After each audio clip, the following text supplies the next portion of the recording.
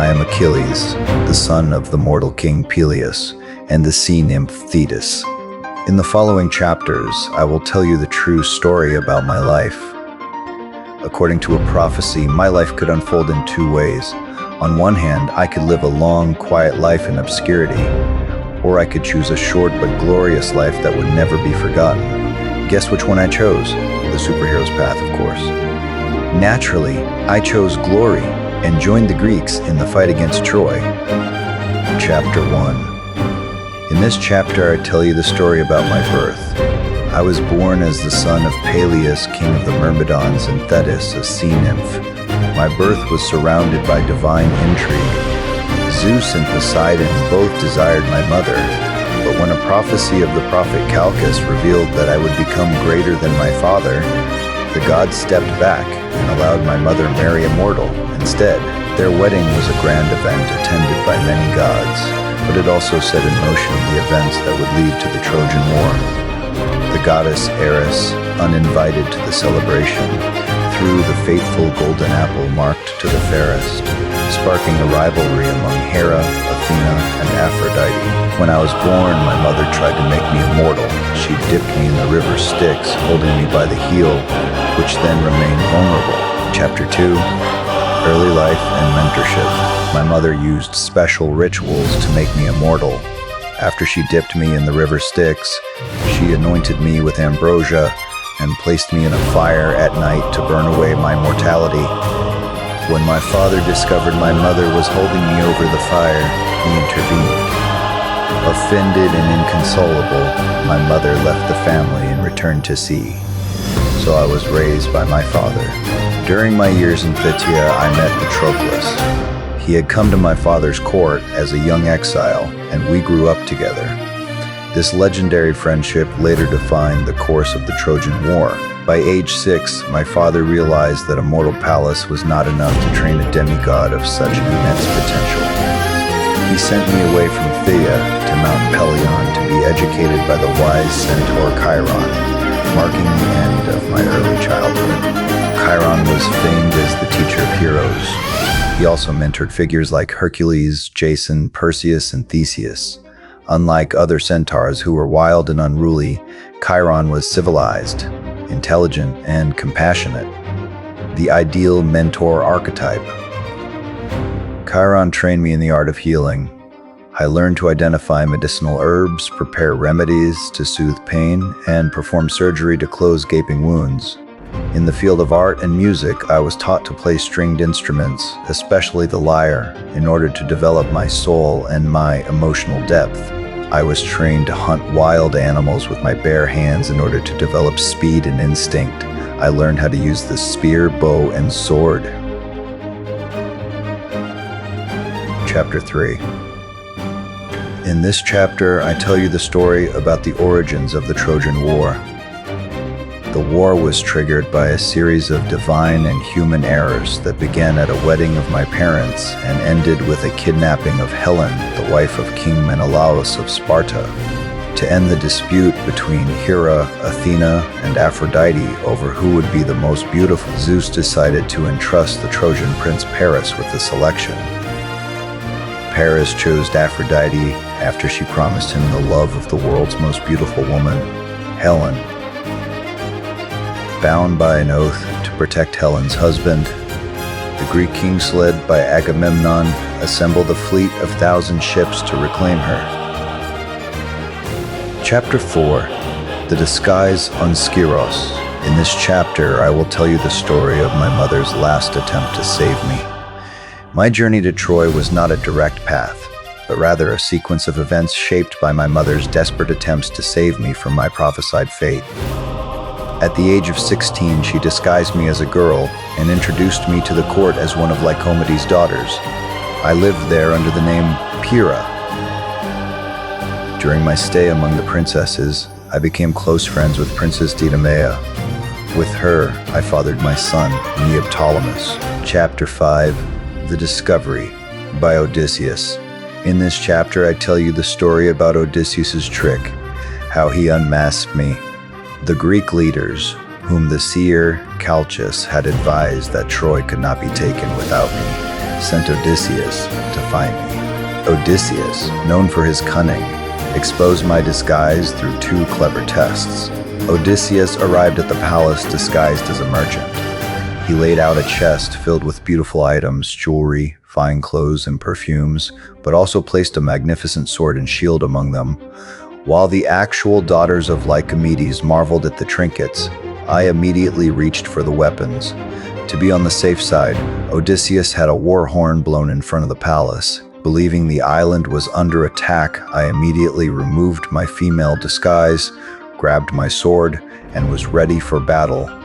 Chapter 6. The Trojan War. In this chapter, I will tell you the story about my part in the Trojan War. I entered the Trojan War at the beginning during the Greek invasion and fought there for most of the 10-year siege. Troy, led by Prince Hector, put up fierce resistance, and many of my comrades died. During the Greek raid near Troy, Agamemnon, the leader of the Greek army, made 2 bad decisions. First, he decided to kidnap Chryseis, the daughter of Chryses, a priest of Apollo, and keep her as war booty. Apollo was so enraged by this that he plagued the Greek army with pestilence. To avoid Apollo's plague on the army, Agamemnon was forced to return Chryseis. To replace what was lost, he took Briseis, my spoils of war, from me. I felt deeply dishonored and humiliated and refused to continue fighting on the side of the Greeks. My decision weakens the Greek army and shifted the balance of the war in Troy's favor for a time. However, when Hector killed my close companion Patroclus, who had gone into battle wearing my armor, I decided to rejoin the war. Filled with grief and anger, I returned to the battlefield to avenge Patroclus's death. As I stepped outside the gates, Hector was the only Trojan who had remained outside. When Hector saw me in my fiery armor, his courage failed him, and he began to flee. He tried to convince me that we shouldn't fight each other. But I refused. I chased Hector like a predator around the city walls 3 complete times. I stayed on the inner path so that Hector could not reach the safety of the walls. The goddess Athena descended and assumed the form of Deiphobus, Hector's favorite brother. She appeared at Hector's side and convinced him that they should fight together against me. Strengthened by the support of Deiphobus, Hector bravely decided to fight me. At the start of the fight, Hector tried to negotiate a pact whereby the victor would return the loser's body for a proper burial. I refused, explaining that there were never any pacts between lions and men. I threw my spear first and missed Hector, but Athena secretly returned it to me. Hector threw his own spear, which struck my god-forged shield, but failed to penetrate. When Hector asked Deiphobus for a second spear, he found no one there. Then he realized that the gods had deceived him and that he was doomed to die. Since Hector was wearing my old armor, I knew its only weak point. I thrust my spear into the soft spot on Hector's neck, near the collarbone. After Hector's death, I committed a final act of vengeance for Patroclus. Still consumed by rage, I severed Hector's heel tendons, threaded oxhide straps through them, and dragged his corpse behind my chariot in the dust around the city, while Hector's family watched from the walls. Finally, at the request of King Priam, I granted an 11-day truce so that the Trojans could gather wood and give their fallen prince a proper burial. After falling in love with the Trojan princess Polyxena, I entered the temple of Apollo unarmed to negotiate a marriage and a truce. Prince Paris, seeking revenge for his brother Hector, hid in the shadows behind a pillar and fired a poisoned arrow. Guided by Apollo's hand, the arrow struck my only vulnerable spot, my heel. After my death, my body was recovered by Ajax the Great, who hoisted the massive body onto his shoulders and carried it through a hail of Trojan arrows, while Odysseus held off the enemy. For 17 days and nights, the Greeks, the Nereids, and the Muses mourned for me. My mother Thetis rose from the sea to lead the lamentations. I was cremated, and in accordance with my last wish, my remains were mixed with those of Patroclus in a golden urn. A massive burial mound was erected on the Hellespont, intended to serve as a landmark for sailors. In German mythology, there was a hero named Siegfried who was known as a dragon slayer. He suffered a similar fate. After slaying the dragon Fafnir, Siegfried bathed in its blood to make his skin as hard as horn.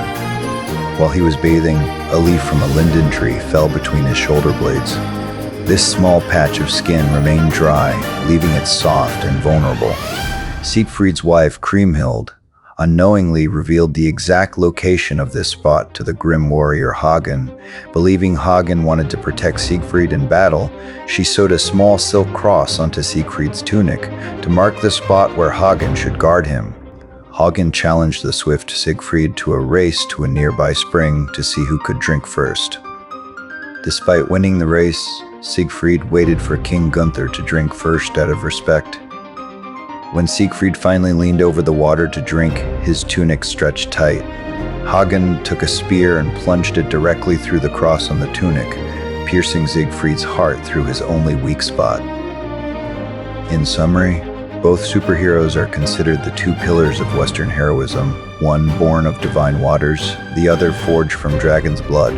Although separated by centuries and cultures, their stories tell the same fundamental truth. No one, however powerful, can escape their destiny. If you enjoyed it, please subscribe to our channel.